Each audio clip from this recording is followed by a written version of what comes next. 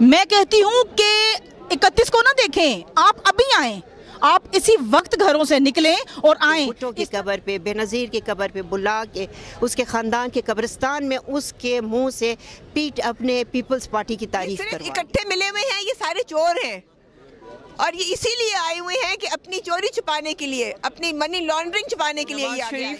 They were at daggers drawn and now you're aligned with each other for what? अपने जिसका नाम है पैसे बचाने के लिए। 11 पार्टी जो मिलके सब कुछ जो मुल्क में कर रही हैं, बिल्कुल ये सबको बिल्कुल क्लियर पता है कि ये अपनी। मैं सबसे पहले तो मरियम नवाज को ये पैगाम देना चाहती हूँ कि कल आपने तकरीर की, वहाँ पे अपना एक पैगाम आपने छोड़ा कि आप और बिलावल दोनों बहन भाई हैं।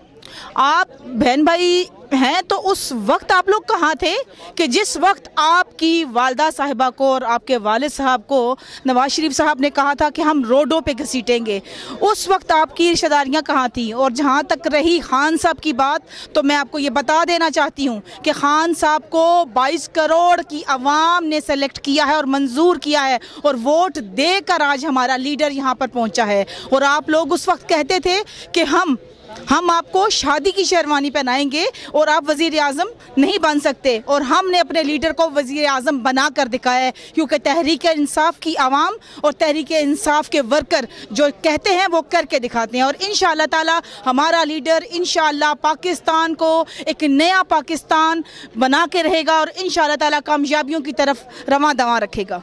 मुझे ये बताओ, ये लोग कह रहे हैं कि 31 दिसंबर के बाद हम लोग, अगर इमरान खान ने इस्तीफ़ा नहीं दिया और घर नहीं गया, हम लोग अपोजिशन कटोर के मुतहिद होकर इस्लामाबाद की तरफ रुख कर रहे हैं, क्या जवाब है? मैं कहती हूँ कि 31 को ना देखें, आप अभी आएं, आप इसी वक्त घरों से निकलें और आएं। इस तरह जलसे जुलूस करने से अगर हुकूमतें टूटने लग पड़ी तो वो दौर ही कोई और था। वो चोरों के खिलाफ हुकूमतें टूटती थीं, तब लोग आते थे जब खान खड़ा था। खान को खान इसलिए नहीं कहा गया, खान हक और सच की जीत के लिए खड़ा था और उसने आप लोगों जैसे चोरों को, लुटेरों को भगाया है। अब आप एक मुंसिफ को कैसे भगा सकते हैं? ये आपकी भूल है। 31 तारीख का इंतजार मत करें, आप अभी आएँ, अभी रोडों पे निकले और मैं देखूंगी कि इंशाअल्लाह ताला तहरीक इंसाफ की हुकूमत को आप हिला भी नहीं सकते, हटाना तो बड़े दूर की बात है। अगर ये इस्लामाबाद तक पहुंच गया, आप लोग क्या किरदार अदा करें? हम उन्हें वेलकम करेंगे, मोस्ट वेलकम। क्यों कि होता ही यही है कि जब वो कहते हैं कि हम आ रहे हैं और जब उनसे बंदे नहीं इकट्ठे होते तो वो फिर कहते हैं जी फलां जगह कंटेनर लग गया था, फलां जगह हमारे बंदों की गिरफ्तारियां हो गई थी। तो मैं कहती हूं कि अगर बंदों की ज़रूरत हुई तो आप हमें आवाज़ दीजिएगा, हम अपने लीडर के हुक्म से आपके पास आवाम भी भेजेंगे, खाने भी भेजेंगे, आपको हर तरह की सहूलत भी मुयस्सर करवाएंगे। टेंशन नहीं लेनी, 31 से पहले आए, हम आपको वेलकम करते हैं। Thank you ma'am. Thank you. देखिए, अगर जो बंदा सियासत को समझता है ना, तो सियासत एक ऐसा शतरंज का खेल है जिसमें आप अपना वार छोड़ते नहीं है। बिलावल ने बहुत एक अक्लमंद गेम खेला, बहुत एक अक्लमंद चाल खेली। इसने अपनी माँ का बदला ले लिया, प्यार से मिठाई दे के उसको बुला के वो कुछ उसने कर लिया, उसके मुंह से वो बातें निकलवा ली जो कि उसका बाप डिनाई करता था। बाप अगर एक सफ़ेद को स्याह कहता था तो इसने अपनी बेटी के मुंह से उस स्याह को सफ़ेद करा दिया। मैं ये कहती हूँ कि बहुत अच्छी इनकी चाल थी, अपनी माँ का बदला उसने ले लिया। जो वो इसका बाप इसकी माँ के मुतालिक बोलता था, जो गलीज़ ज़ुबान उसने इस्तेमाल की, जो गलीज़ उसने हरकतें की थी, उसकी तस्वीरें फेंक कर हेलीकॉप्टर जहाज़ से, वो सब बदले इन्होंने एक इस महफ़िल में ले ली कि उन्हीं की कब्रों पे बुला के, भुट्टो की कब्र पे, बेनज़ीर की कब्र पे बुला के उसके ख़ानदान के कब्रिस्तान में उसके मुँह से पीट अपने पीपल्स पार्टी की तारीफ़ करवा ली।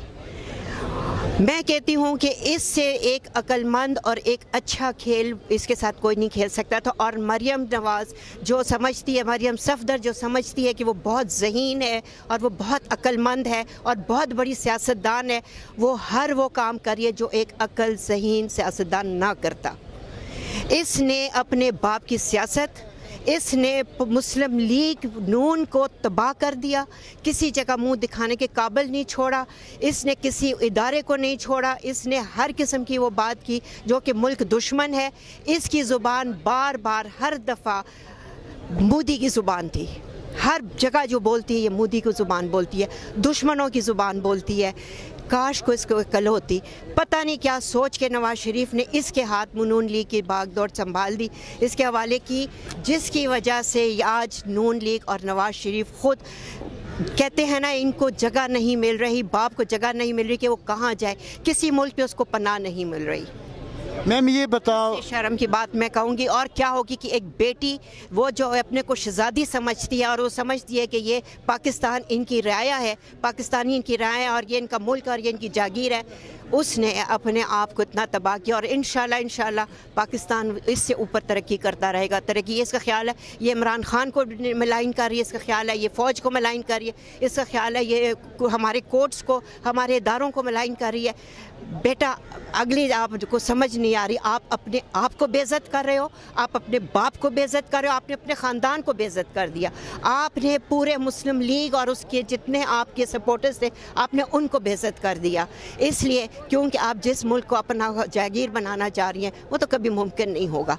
पाकिस्तानी इतने बाशऊर हैं कि उनको पता है कि ये मुल्क के लिए हमारा कौन दोस्त है कौन दुश्मन है, और आप ये भूल गई कि पाकिस्तान एक मकसद से लिए बना था। और आपके डैडी जिस तरह इसको मोदी के गोद में फेंकना चाह रहे थे, अल्लाह मियाँ की एक चाल है जिसने इसको बचा लिया। आपके बाप ने कभी वो हो ही नहीं सकता कि कामयाब हो, क्योंकि पाकिस्तान जिस मकसद से बना है, कायद आज़म को लिए जिस मकसद से कायद आज़म ने इसके लिए जद्दोजहद की है, ये एक बहुत बड़ी और बहुत ऊंची बात है। ये मुल्क ख़ास तौर पे अल्लाह मियाँ ने किसी मकसद से बनाया था। आप जैसे लोग इसको कुछ भी नहीं कर सकते, इसको आप लोग तबाही नहीं कर सकते। और मैं कहती हूँ सियासत में जरदारी, आपने अपना जो बिसाख खेला और जिस तरह आपने मरियम सफदर के थ्रू जिस तरह आपने अपनी बीवी का, अपने ससुर का और आपने पीपल पार्टी का बदला लिया है, मैं कहती हूँ मैं आपको आज मानती हूँ। इन लोगों का एजेंडा क्या? इन लोगों का एजेंडा सिर्फ ये है कि एनआरओ उनको मिल जाए। इमरान खान जो है वो वोट लेके आया है, वो सिलेक्टेड बिल्कुल नहीं है, इनकी चोरी को एक्सपोज कर रहा है, इसलिए ये उसके पीछे पड़े हुए हैं और कोई भी बात नहीं है। इनसे आके मुकाबला हम करने को तैयार हैं, हम इनको किसी जगह से रोक नहीं रहे हैं, हम इनको कह रहे हैं आए मैदान में आके दिखाएं। और इनकी कारकर्दगी यही है कि जो आपने लाहौर के जलसे की देखी है, जलसा नहीं था वो जलसी थी। इमरान खान इन लोगों को एनआरओ देगा? Yes no? इमरान खान कभी भी एनआरओ नहीं देगा। वो हर दफ़ा कहता है कि एनआरओ मैं नहीं दूंगा, वो ये भी कहता है कि एनआरओ अगर मैंने दे दिया तो ये सब कुछ बैठ जाएंगे, ये फिजल आउट हो जाएगा, ये चुप करके घर चले जाएंगे। मैम ये बताओ, आप सीनेटर है और सीनेट का मेंबर भी है, जो इलेक्शन आ रहा है अभी इलेक्शन हो रहा है, क्या इमरान खान भारी अक्सरियत से जीतेगा या अपोजिशन? ये सारा कुछ एक तो एनआरओ के लिए हो रहा है और दूसरा इसलिए हो रहा है कि सेनेट का इलेक्शन आ रहा है। अब सेनेट के इलेक्शन में ये इनका ख्याल है कि जितना ये शोर मचाएंगे उतना इनको वोट मिलेगा। इनकी गलत फहमी है। हम भारी अक्सरियत से जीतेंगे और हम जीत के दिखाएंगे। जैसे कि आपने देखा ना चेयरमैन के इलेक्शन में कैसे चेयरमैन जीता था, इसी तरह से हम ये आज का इलेक्शन भी इसी तरह हम जीतेंगे और सेनेट का आने वाला इलेक्शन भी इसी तरह हम जीतेंगे इंशाअल्लाह। भारी नवाज शरीफ जरदारी के लिए बोलता रहा कि वो जरदारी को हम घसीटेंगे, उसका पेट चाक करेंगे, उसके अंदर से पैसे निकालेंगे। ये उस अपने वालिद की उस कौल के खिलाफ गड़ी बख्श गई, किस मुँह से गई? इज़्ज़त है ही नहीं उनके अंदर। सेल्फ रिस्पेक्ट हो तो बंदा इस तरह कर सकता है। मैं यहाँ ये कहूँगी कि बीबी तुम हो कौन, कहाँ से आई हो? ऊपर से चढ़ के आई हो, बाप के पिट्ठू पे आई हो, बाप के नाम पर आई हो? तुम क्या जानो सियासत क्या होती है? तुम्हें क्या पता कि ग्रास रूट लेवल पे क्या होता है? हमसे पूछो वर्कर क्या होते हैं। तुम आके खड़ी हो गई हो और अपने आप को समझती हो कि तुम बहुत ज़्यादा राजकुमारी बन के फिर रही हो, उल्टी पुल्टी बातें करती हो। तुम्हें शर्म आनी चाहिए, तुम्हें कोई गैरत ही नहीं है। ये कह रहे मरियम बीबी और बिलावल साहब की ये इमरान खान सेलेक्टेड है और 31 दिसंबर के बाद ये अपना घर जाएगा। इनके कहने से क्या होता है? ये सेलेक्टेड क्या है? ये तो खुद जिसका नाम है पार्टी के बाप और माँ के नाम पर आए में, ये क्या जाने सेलेक्ट किस तरह से खान आया है, किस तरह से जद्दोजहद 22 साल उसने करके वो ये मैंडेट लेकर आया है। इनको पता ही नहीं है, इन्हें तो यही पता है ना खुद सेलेक्टेड है ना ये लोग, इसीलिए तो दूसरे को कहते हैं सेलेक्टेड। अगर इनमें इतने गुर होते तो ये आते ना इलेक्शन लड़के, और वो बेनज़ीर ने इसने इंटरनेशनल फोरम पे ये कहा कि Nawaz Sharif is a person not to be like, not to be trusted. How कम?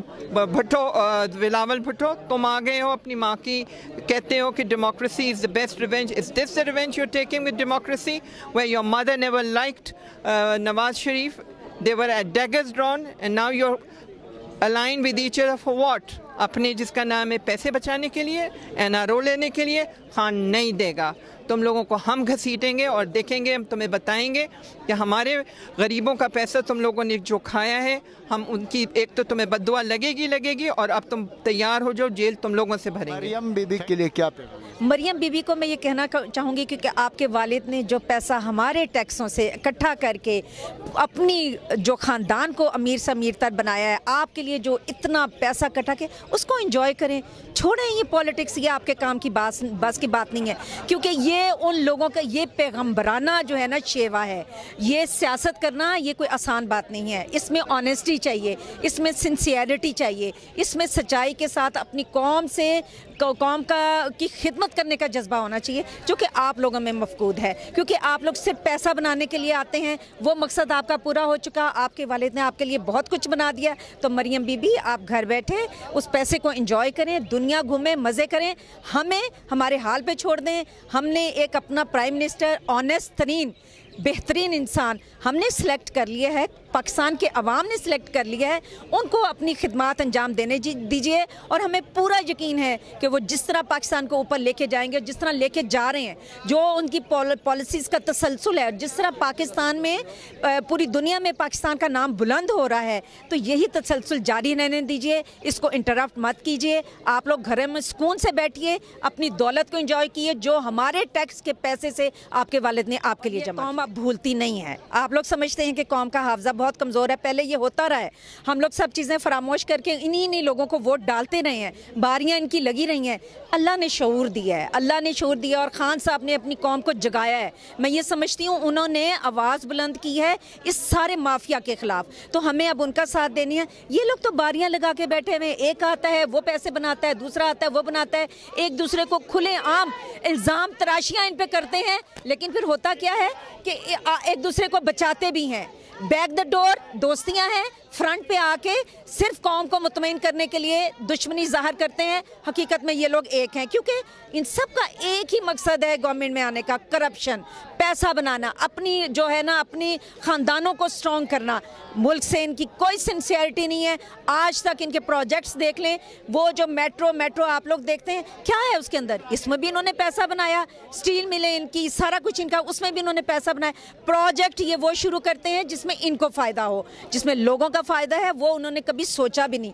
तालीम पे कोई काम नहीं किया, हेल्थ पे कोई काम नहीं किया, एजुकेशन का इन्होंने कभी नहीं सोचा कौम को तालीम याफ्ता करने का। कौम तालीम याफ्ता हो गई तो कौम के पास सोचने की पावर आ जाएगी, और जब ये पावर आएगी तो फिर आपको कोई इलेक्ट नहीं करेगा। इसलिए ये कौम को मोहताज रखना चाहते हैं, गरीब रखना चाहते हैं, और छोटे छोटे प्रोजेक्ट बना के तो ऊँट के मुँह में जिस तरह जीरा होता है ना, वो डाल के कौम को खुश रखना चाहते हैं, और यही सारी उम्र इन लोगों ने किया है।